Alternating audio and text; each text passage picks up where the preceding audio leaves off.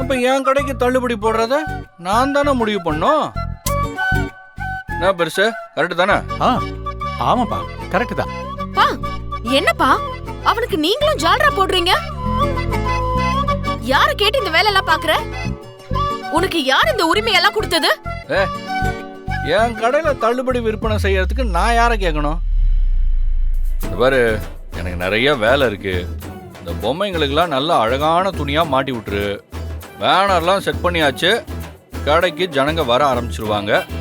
நீ அந்த நேரத்தில் எல்லாத்தையும் எடுத்து வச்சுட்டு இருந்தா நல்லா இருக்காது. வியாபாரத்தை பத்தி உனக்கே நல்லா தெரியும். நான் சொல்ல வேண்டியது எதுவும் இல்லை.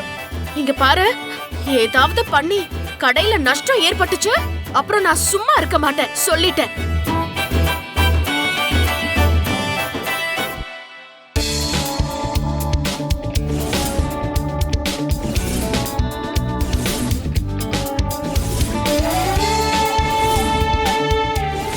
என்ன நினைச்சிட்டு இருக்க உன் மனசுல? யார் கடையில வந்து என்ன பண்ணிட்டு இருக்க? உன்னை கேக்குறதுக்கு யாரும் இல்ல நினைச்சிட்டு இருக்கியா? என்னடா நினைச்சிட்டு இருக்க உன் மனசுல?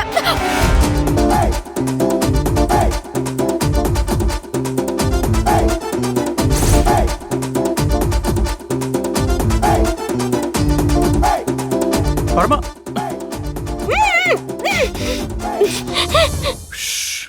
ஒழுங்கா அப்படி ஓரமா நிக்கணும். எப்ப பரமா, என் பொண்ணு பாவம்பா. பெருசே, நீ கம்முன்னு இரு.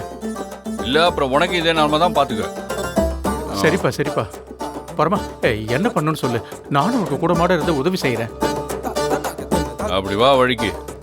எவ்வாறு பெருசு, இந்த புடவையெல்லாம் ஒரு பக்கம், சுடிதார்லாம் ஒரு பக்கம், அப்படியே அழகா அடுக்கி வைக்கணும். அந்த பாக்ஸ் எல்லாம் ஒரு சைடு, இந்த பாக்ஸ் எல்லாம் ஒரு சைடு. இது இப்படி அது சரிப்பா.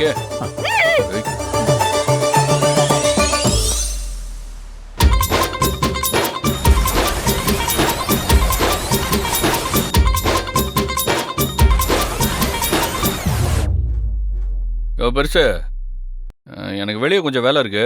நான் அதை முடிச்சுட்டு வந்துடுறேன். நீயும் உன் பொண்ணும் கடையை பத்திரமா பார்த்துக்கங்க. சரிப்பா. இந்த பாரு பெருசு, என் மேல இருக்கிற காண்ட்ல வியாபாரத்தை எதுவும் கெடுத்துடக்கூடாது. ஏன்னா இந்த கடை 3 நாள் தான் எனக்கு சொந்தம். மற்றபடி உன் பொண்ணுக்கு தானே. இப்போ வியாபாரத்தை கெடுத்துக்கிட்டான்னு வையு, அப்புறம் எதிர்காலத்தில் இங்கே வியாபாரம் தான் பாதிக்கும். பார்த்துக்க. சரிப்பா.